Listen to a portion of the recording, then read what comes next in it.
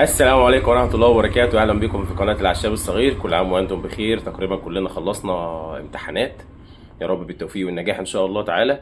كله بقى اللي هيطلع هنا واللي هيروح هنا والجماعة بتوع قريبين من البحر أو كده، حد عايز يعمل مشاوي ياخد معاه الشواية بقى والدنيا تبقى حلوة، حتة اللحمة حتة الفرخة أيا كان اللي هيبقى موجود إيه. وعشان كده عملنا النهاردة بهارات المشاوي بجميع التريكات بتاعتها، بالحلويات باللطافات بكل حاجة إن شاء الله تعالى هتنال إعجابكم. انا قلت التركات موجودة في الفيديو مرة تانية علشان خاطر ايه الطحن. طيب، اهم تركة موجودة معايا في البهارات هي البسباسة، دي القشرة بتاعة جوز الطيب، والخردل، وعود ايكر، وعرق جناح. ودول انا هصورهم في الفيديو قبل ما اطحن علشان يبقوا باينين. اول مرة شيف شربيني شاف البسباسة دي قال ايه العشبة المقلية دي. هي فعلا التيست بتاعها عالي، ريحتها عاليه، وتلاقيها بتلمع كده وجميله، ما تجيبش منها المطحون. طيب، دي البهارات المطحونه بتاعتنا. انا بصراحه مش قادر اقف في المكان من الريحه، ما شاء الله الله اكبر. ودي الجاهزه زي ما عودناكم، هنقول الفرق ما بين الاتنين، دي شكلها عامل ازاي ودي شكلها عامل ازاي. انا مش هقول شركات بعينها، اعتقد ان الكل بيعتمد على الريحه والمكسبات الطعم وملح الصيني وغير ذلك، لكن بتاعتنا فريش بفضل الله تعالى. اي حد يقدر يعملها في البيت او اي عطار يقدر يعملها في المحل بتاعه. تعالوا نطحن ونقول المكونات بتاعتنا ونرجع لحضراتكم مره تانية. خلطه المشاوي، اول حاجه هنبدا بالروزماري. احنا هنعمل خلطه المشاوي دي مشتركه، تنفع للفراخ المشويه واللحوم المشويه. زر الورد زي ما قلنا، يا رب يكون بس يكون جديد، نحاول نجيب من عند عطارين يكونوا شغالين كويس، مش حاجه مركونه.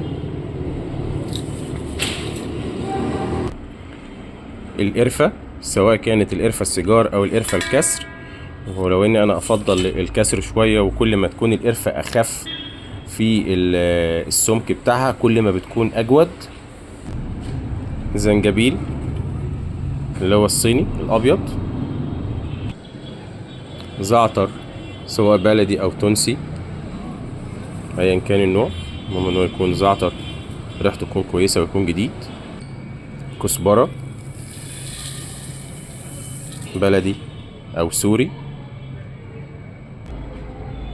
بابريكا اللي هي الاسباني الريحه الحلوه.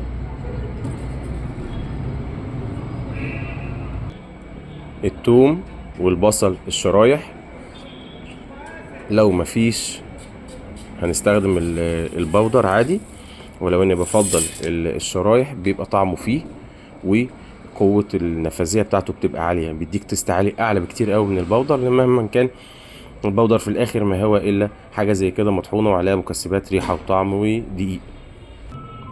ورقتين 3 ورق لورو اللي هو الجميل ده، تكون حاجة خضرة كده تكون لسه جديدة. فلفل ابيض او اسود، انا بحاول احط الاتنين، يعني برضو مهما كان ده له طعم وده له طعم.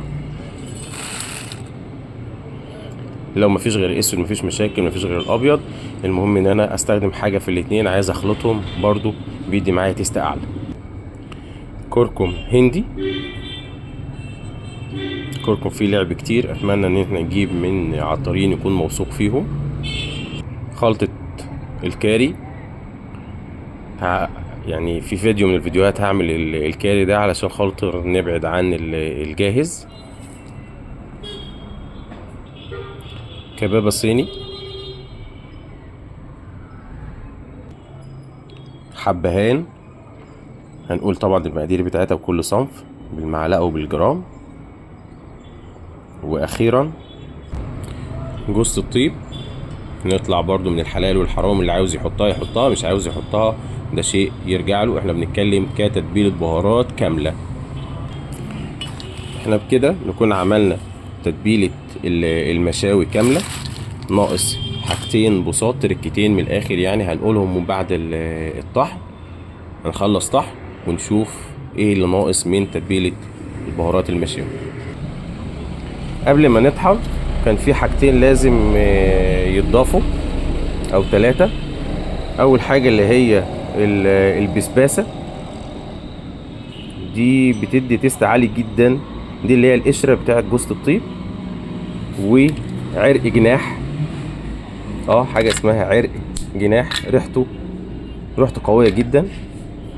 وعود ايكر، على فكرة انا جبته لقيته بالشكل ده برضو، بيضحك عليا زي اي حد عادي. لقيته مخرم بس انا مش هطحنه، بس انا حبيت اوريهولكم شكله عامل ازاي. بس هو فيه سوسة كتيرة فده هيتشال، مش هيتحط في البهارات. اهو ده شكله بالظبط. والخردل او بودرة المستردة، ايهم الاتنين. ده بتدي صوصي عالية في التتبيلة بتاعة المشاوي، ولو قعدت يوم 2 3 مش هتبوظ منك، وهتخلي التتبيلة طعمها حلو. بكده نكون احنا عملنا كل التتبيلة كاملة، قلنا المكونات بتاعتها. تعالوا بقى نطحن ونشوف بعد الطحن يبقى شكل البهارات ايه. كده دي شكل البهارات في المطحنة. هنطحنها ونشوف بعد الطحن يبقى شكلها ازاي.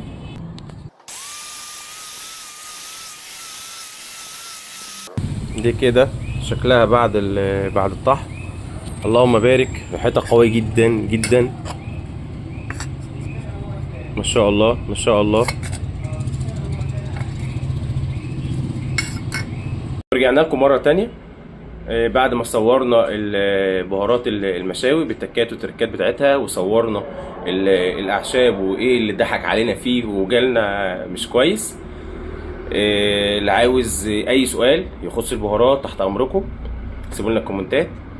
حد عاوز نوع بهارات معين يقدر يقول لنا واحنا نعمله له. برضو اخواتنا العطارين مفيش اي مشاكل، اسأل.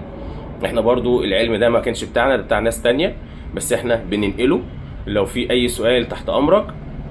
لو في حد عايز بهارات جاهزة مش عاوز اللي هي المصنعة، برضو متاح اي كميات، وموجود بهارات ميكس لست البيت تقدري تستخدميها في اي وقت.